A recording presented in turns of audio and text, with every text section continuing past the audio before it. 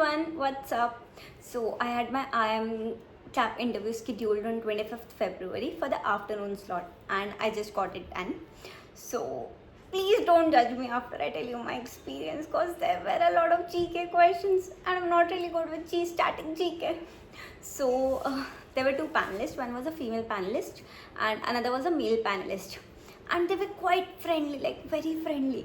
And my problem is, if someone gets friendly with me, I just get too friendly with them, and I felt like I got like over friendly with the interviewers, which I think I should not have done that, but I don't know. Let's see. So my first question began with, tell me about yourself, where I gave my prepared answer, which I prepared. Over there I mentioned about my YouTube channel. So then for the first few minutes, the questions which were asked to me were majorly based on YouTube channel, like what the content is about, then how many subscribers do you have, what is the revenue you have generated, then when did you start the YouTube channel, and then she asked me during COVID, people were just mindlessly scrolling, and hence the number of views were great. So what is the effect on views post COVID? To which I said that obviously the number of views were great because people had a lot of free time during COVID. The views used to reach 1.5 crore for a few channels like very soon, but post COVID the views have taken a hit, but still the views are great. The view increase count is slow, but still people are able to get great views. And then she asked me, what did she ask me? And then she asked me people just keep mindlessly scrolling and everything. So do you think it's good, it's bad, or are you okay with it? Like it's fine, and how would you correct it and everything? To which I said it's obviously not good because it takes a toll on your attention span. Like I have personally suffered from it, and I did it some changes in my habits. I started using less of social media and everything, and I saw some positive changes and all. I mentioned everything of that. Okay, and then later on started GK. Oh my god. And then she said me, do you follow any current affairs? But before current affairs, she also gave me a maths question on differentiation to solve. I mean, it was a long time ago I solved differentiation. I was still somehow able to get something, but I'm not sure that was correct. One part of differentiation I'm sure was correct, the other part I'm still doubtful.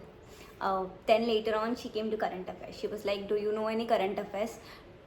To which I said, yeah, there are a lot of geopolitical tensions going on which I'm closely following. So she said, tell me one, but not the India EU trade deal, India US trade deal and union budget. Except for those three, tell me anything else. Then I mentioned US Iran war. Then I mentioned everything, the history dates back to 1971 when it all started and everything. I said everything, and what is currently going on, how US is trying to secure those oil reserves and all in Iran, as well as Iran thinks it's an attack on their sovereignty and everything. I mentioned all of that. Then she asked me, what is the capital of Iran? I was like, I'm not aware.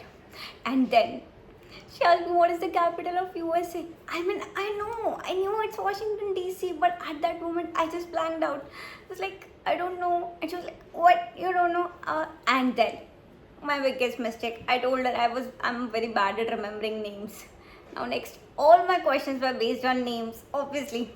Then as soon as I said I'm bad at remembering names, she was like, do you know what IIMs are you appearing for in this cap? I said, yeah, it's Bodh Gaya, Sirmaur and Jammu.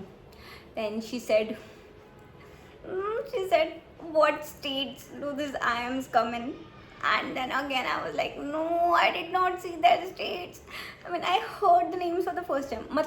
When I went for Shillong and Udaipur interview, I obviously saw everything. I saw their history, geography, everything. I don't know for this, I somehow missed that. And to be very honest, both Gaya, Sirmaur are the names I heard for the first time when I heard that they are an IIM. I did not know, but luckily I knew that Sirmaur was in Himachal Pradesh and Jammu is a union territory. So I told her this, and then she asked me, what about Bodh Gaya? I said, I am not aware.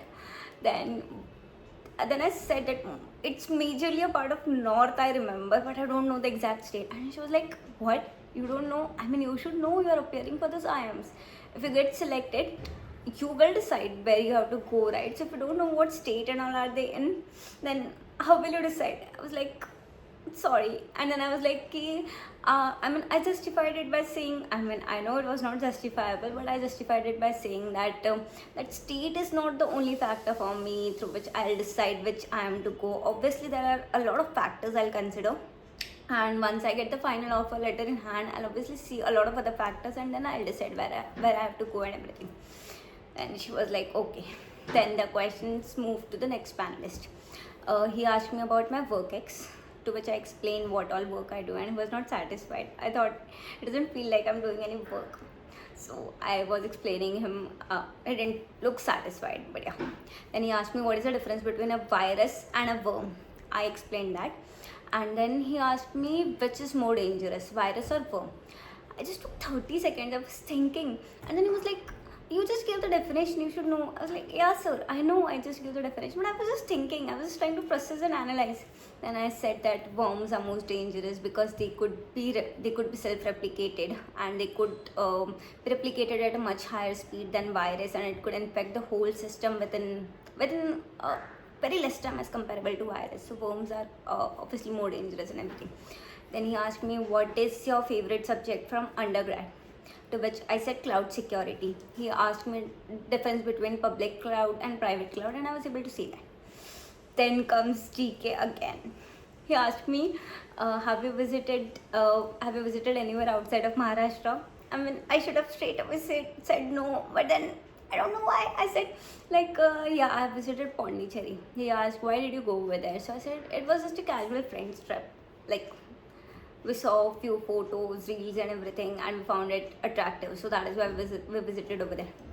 And he was like, is Pondicherry a state or a union territory? To which I said, it's a union territory.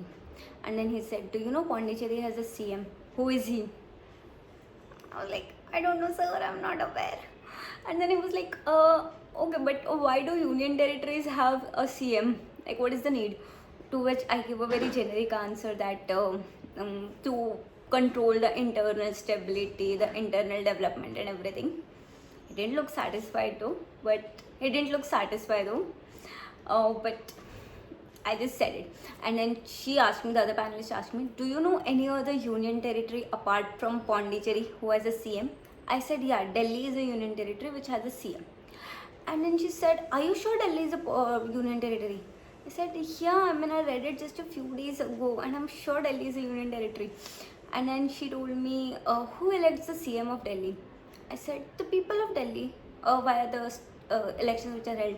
And then she said, do you know it is called as Delhi state elections? I said, yeah, but it is a union territory. When she almost convinced me that Delhi is a state. And at that point, I just forgot everything. I forgot everything about state, union territory, everything. I didn't remember anything. She was just trying to convince me that Delhi is a state. I don't know whether they were trying to confuse me or they also had no idea. They would obviously have some idea and they were majorly trying to confuse me. I don't know. And then they asked me, does Chandigarh have a CM? To which I said no. And they asked me, is Chandigarh a union territory? And at that point, I was completely confused. Like, they confused me so much around Delhi that I got completely confused and I don't know what I said. And then he said, okay, so your interview is done. Do you have any questions for us? To which I said, so if any kind, he said, except for your performance and everything. Of course, that obviously we are not going to say. He was joking. So I said, yeah, I'm obviously not going to ask that. So then I asked him that when you admit students to your cohort, what do you expect them to bring? The first thing he said is good aptitude. I was like, okay, then I'll leave, let it be. And then he said good communication skills and a few more things and everything. Panelists were pretty chill, but my GK is not good, not at all good. And I got stuck a lot at GK. I was able to answer everything else like related to my academics, work ex and all smoothly. But GK is something I realized. I don't know. So yeah, this was my overall interview experience. The interview went on for like 20-25 minutes. I'm not sure, like 15-20 minutes. So yeah, this was it. Okay. Also, so I have seen a lot of comments that you guys want me to upload some free resources and all I used for CAT. I'll be uploading that soon. I actually have back-to-back interviews lined up, so I'm not getting time. But yeah, I'll take out time. I'll record that video and I'll upload that soon. And if you have any other queries, do drop a comment and let me know how was your experience, how are your interviews going and everything. So I'll then see you in the next video. Until then, bye bye.